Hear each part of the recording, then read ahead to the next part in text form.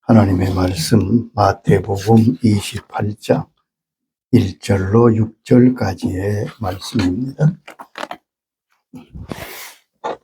안식일이 다 지나고 안식 후 첫날이 되려는 새벽에 막달라 마리아와 다른 마리아가 무덤을 보려고 갔더니 큰 지진이 나며 주의 천사가 하늘로부터 내려와 돌을 굴려 내거 구유에 앉았는데 그 형상이 번개 같고 그것은 눈같이 희건을 지키던 자들이 그를 무서워하여 떨며 죽은 사람과 같이 되었더라. 천사가 여자들에게 말하여 이르되 너희는 무서워하지 말라. 십자가에 못 박히신 예수를 너희가 찾는 줄을 내가 아노라.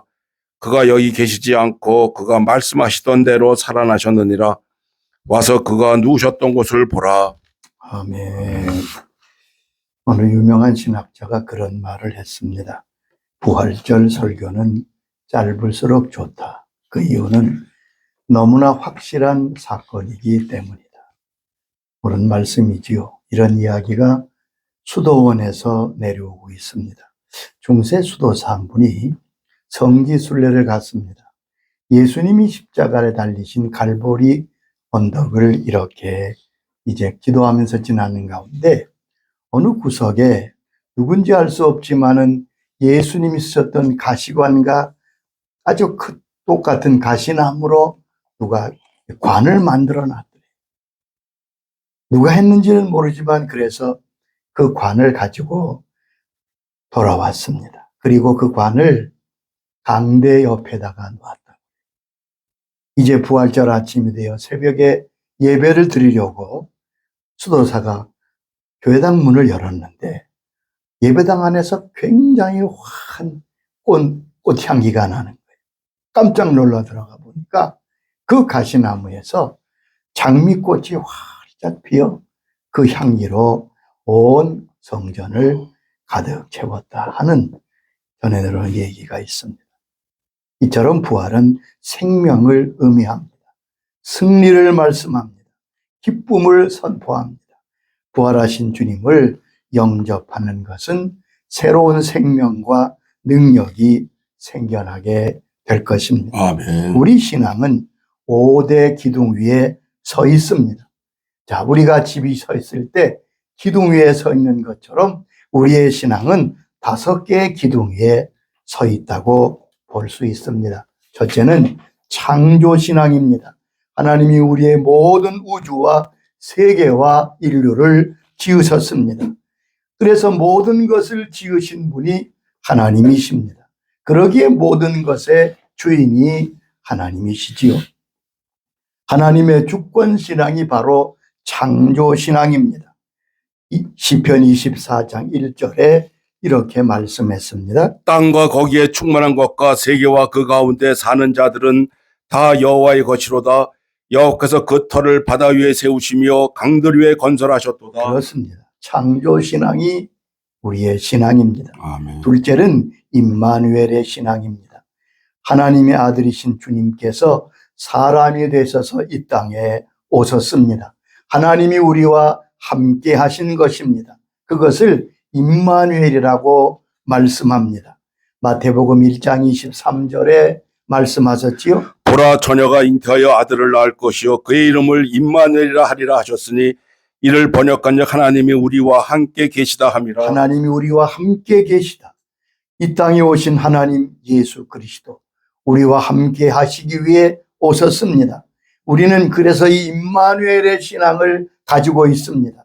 주님은 친히 우리에게 이렇게 약속하셨습니다. 마태복음 28장 20절에 말씀하셨습니다. 볼지어다 내가 세상 끝날까지 너희와 항상 함께 있으리라. 세상 끝날까지 너희와 항상 함께 있으리라. 임마누엘의 약속을 우리 주님이 친히 하셨습니다. 세 번째는 십자가의 신앙입니다. 이 땅에 오신 주님은 십자가를 지심으로 우리를 구원하셨습니다. 오직 예수님만이 우리를 죄와 죽음과 저주와 지옥에서부터 자유케 하시는 분이십니다. 그것을 위해 십자가를 지셨습니다. 그러므로 우리 신앙의 중심은 바로 십자가의 신앙입니다. 예수님의 피가 우리를 구원하셨다. 그것이 우리가 믿는 믿음의 내용입니다. 에베소 1장 7절에 이렇게 말씀했습니다. 우리는 그리스도 안에서 그의 은혜의 풍성함을 따라 그의 피로 말미암아 속량 곧 제사함을 받았느니라. 예수 그리스도의 피로 속량 곧 죄사함 구원을 받았습니다. 네 번째는 부활의 신앙입니다. 십자가에 돌아가신 주님이 사흘 만에 무덤에서 다시 살아나셨습니다. 예수님의 부활은 나를 위한 것입니다. 우리는 예수님의 십자가와 함께 또한 예수님의 부활과 함께 다시 죽고 살게 된 것입니다.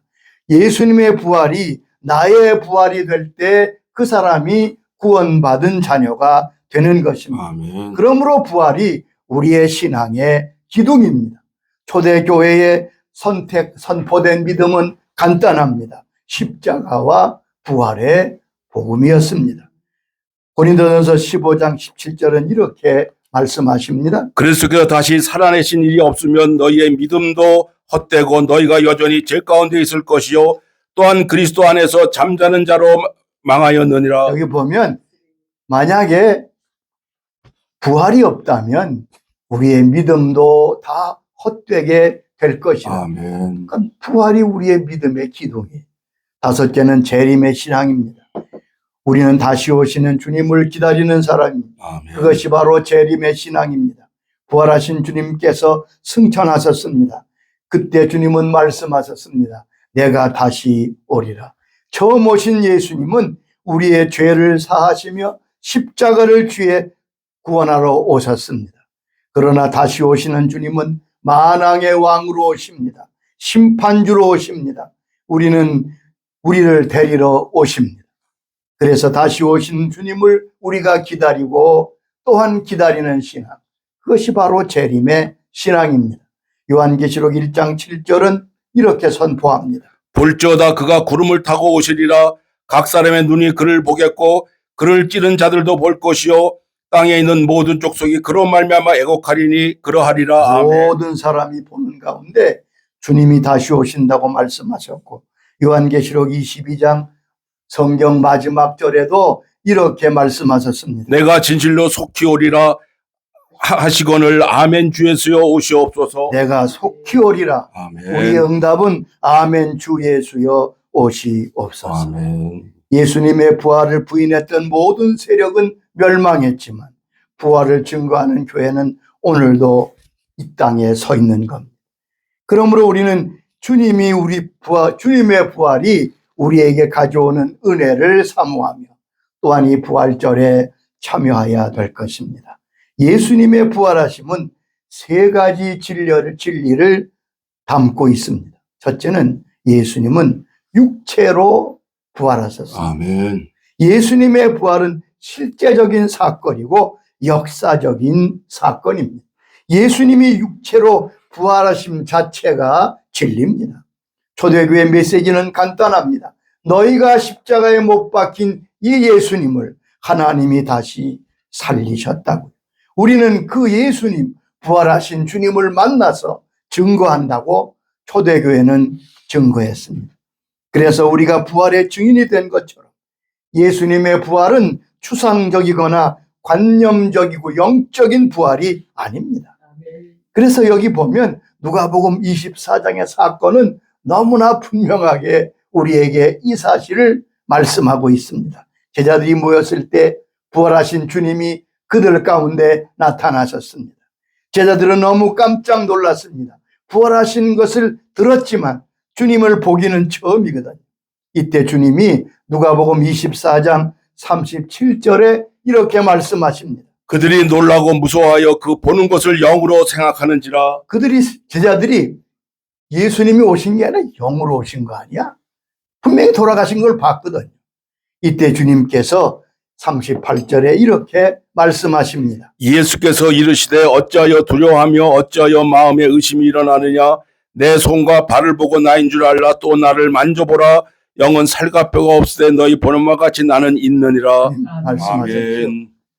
영은 살과 뼈가 없는데 나를 만져보아라. 내 손을 보아라. 직접 만져본 사람도 있잖아요. 도마가 내가 주의 손을 만져. 손가락에 못자국을 넣어보겠다. 그렇게 하라고 말씀. 기뻐서 아직도 믿지 못하고 놀랍게 여길 때 이렇게 말씀한, 여기 먹을 것이 있느냐. 그때 누가복음 24장 41절에 말씀했습니다. 여기 무슨 먹을 것이 있느냐 하시니 이에 구운 생선 한 토막을 드리니 받으사 그 앞에서 잡수시더라. 주님께서 직접 아멘. 생선을 잡수셔서 부활하신 주님이심을 증거했습니다. 주님은 직접 육체로 부활하셨습니다. 친히 말씀하시고 증거해 주셨습니다. 예수님의 부활은 노를 예수로 바꾸는 하나님의 놀라운 역사입니다. 예수님의 부활을 심판에서 은혜로 돌아서는 순간입니다. 예수님의 부활은 죽음에서 생명으로 옮겨지는 사건입니다. 아멘. 예수님은 첫 번째 십자가에서 첫 번째 속한 모든 세계와 체제를 종결하시고 부활하심으로 둘째 영원한 세계를 열어주셨습니다. 여러분, 세상에서 가장 무서운 부정, 가장 무서운 것은 바로 죽음입니다. 죽음이 모든 것을 무효화시킵니다. 그 어떠한 것도 죽음 앞에 당당하게 설 자는 아무것도 없습니다. 그런데 주님께서 부활하셨습니다. 세상의 가장 큰 긍정은 바로 부활입니다. 아멘. 부활하신 주님께서 모든 죽음의 세력과 모든 죽음을 깨트려 이기셨습니다. 인도의 선다싱은 아주 유명한 하나님의 사람이죠. 그는 힌두교도였습니다. 그리고 유명한 교사였습니다. 영국을 방문했을 때 많은 사람에게 말씀을 전합니다. 모든 사람이 감동을 받고 은혜를 받습니다. 이때 옥스퍼드 대학의 어떤 교수가 묻습니다. 당신은 뿌리 깊은 힌두교의 유명한 학자인데 어떻게 예수를 믿게 되었습니까? 산다싱은 아주 간단히 대답했습니다. 예수님이 부활하셨기 때문입니다. 예수님이 부활하셨기에 나는 이 복음을 믿는다. 기독교는 부활이 있기 때문입니다. 두 번째, 주님의 부활은 부활신앙으로 이어집니다. 예수님의 부활이 역사적 사실이며 성경 예언의 성취라면 부활신앙은 예수님의 부활이 나의 부활로 믿고 받아들이는 신앙입니다. 아멘. 여러분, 부활 사건이 부활신앙으로 연결될 때만 비로소 그것이 내게 은혜가 되는 겁니다. 바울은 고린도 15장에서 부활신앙이 얼마나 중요한 것을 강조하고 있습니다. 15장 14절에 말씀했습니다. 그리스도께서 만일 살아나지 못하셨으면 우리가 전파하는 것도 헛것이요 또 너희 믿음도 헛것이며. 여기 보면 주님께서 부활하신 것이 없었다면 우리의 믿음도 우리의 모든 것도 헛되어 거짓 증거가 될 거라고. 나의 믿음은 예수님의 십자가와 부활의 토대 위에 서 있는 것입니다. 기초가 무너지면 집이 무너지는 것처럼 부활신앙이 없으면 우리의 모든 것은 헛것이라는 아멘. 말씀입니다. 아멘. 그래서 15장 19절에는 이렇게 말씀하십니다. 만일 그리스도 안에서 우리가 바라는 것이 다만 이 세상 살 뿐이라면 모든 사람 가운데 우리가 더욱 불쌍한 자이니라. 그렇죠. 우리가 겨우 바라는 게 이 땅에서 좀 잘 살고 성공하고 건강하다 살다가 죽는 것이라면 우리는 다 세상 모든 사람보다 아멘. 불쌍한 사람. 정확한 지적이죠. 또한 주님의 부활은 나의 부활이 포함되어 있습니다. 그래서 예수님의 부활을 첫 열매라고 말씀하십니다. 15장 20절에 이렇게 말씀했습니다. 그러나 이제 그리스도께서 죽은 자 가운데서 다시 살아나서 잠자는 자들의 첫 열매가 되셨도다. 주님께서 처음 부활하심으로 첫 열매가 되고 아멘. 이어서 앞으로 계속 우리도 부활한 은혜를 여셨다는 말입니다. 예수님의 부활은 예수님의 부활로 끝나는 단회적 사건이 아닙니다. 예수님이 부활하심으로 앞으로 모든 성도들이 부활하게 될 것입니다. 15장 23절은 이렇게 말씀합니다. 그러나 각각 자기 차례대로 되리니 먼저는 첫 열매인 그리스도요 다음에는 그가 강림하실 때에 그리스도에게 속한 자요. 우리의 부활은 아멘. 예수님의 부활과 연결되어 있습니다. 예수님의 십자가가 나의 십자가인 것처럼 예수님의 부활이 나의 부활이 되는 것입니다. 아멘. 이것이 부활신앙입니다.